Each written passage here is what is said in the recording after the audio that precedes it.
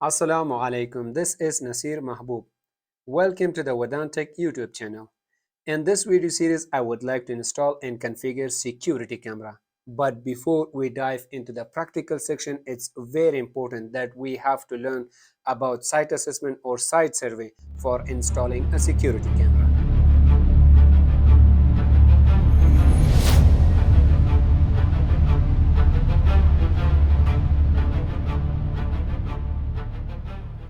As a security camera installer, it's very important that you have to have a good knowledge of site assessment because site assessment will help us to learn about first, which location of the building is most vulnerable that we need to install a security camera. Second, how many devices like indoor camera, outdoor camera, NVR, all those we need. Third, project cost. Fourth, project duration. And fifth, we have to submit a final complete report.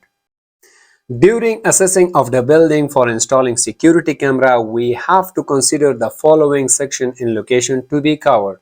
First, inside of the building like number of floors, halls, stairs, server room, or sometimes finance sections.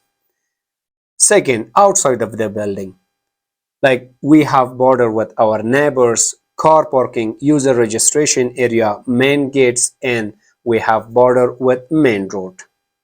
If we would like to install security camera for the compound, so we need to consider sub-building as well.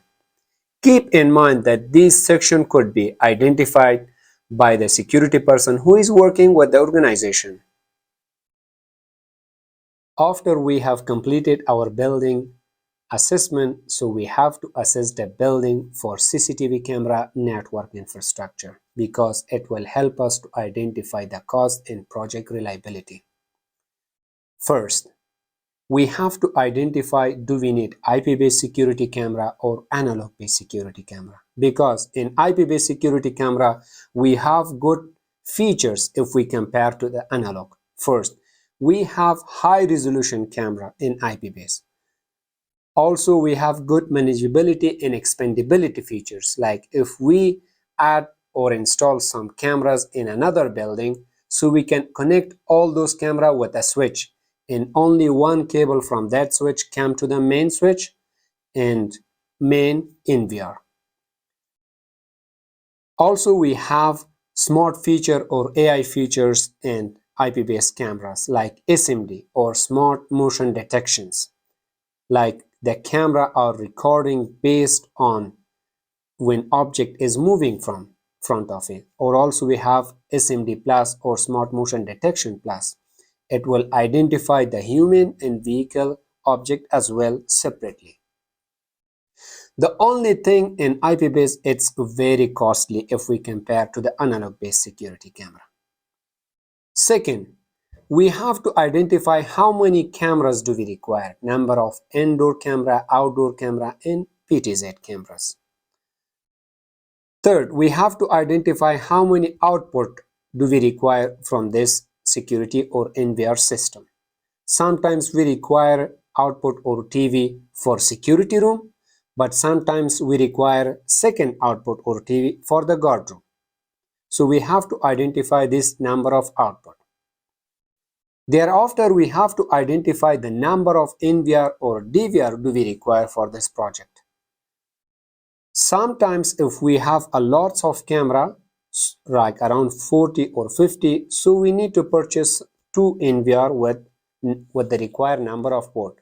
But in 2 cases, if we have less amount of camera, like pretend we have 24 camera, but in this case also recommended that we have 2 NVR. The first scenario, if we would like to show only outdoor camera for the guard room, not all of them. So we need to install 2 NVR and connect outdoor camera in one NVR and indoor camera in another NVR. So we can move one output from the outdoor NVR to the guard room. The second scenario, it's better if we have 2 NVR and connecting outdoor camera with one NVR and indoor camera with another NVR.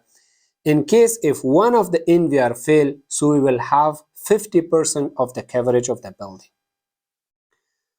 Also, we have to identify the number of required tools like HDMI hub, HDMI extender, PV extender, number of PV switches, safety boxes, cables, connector, all these things. Finally, we have to design a network diagram for this project. I just designed a network diagram for a building, like it has one main building and three sub buildings. As you can see, building, sub building 1 and sub building 2 and sub building 3. Each of these sub building has 3 cameras, and all these camera connected with a switch, and that switch connected with a main switch. But keep in mind that if sub-building switch should be fast Ethernet or gigabit Ethernet switch, so there's no problem. But main switch should be a gigabit Ethernet. And secondly, keep in mind that sub-building switch should be PoE. And if main switch come all cameras to the main building, if it's not PoE, so it's not important. Because when we connecting camera to the switch, that switch should be PoE switch. Either we have to install a power supply beside the camera.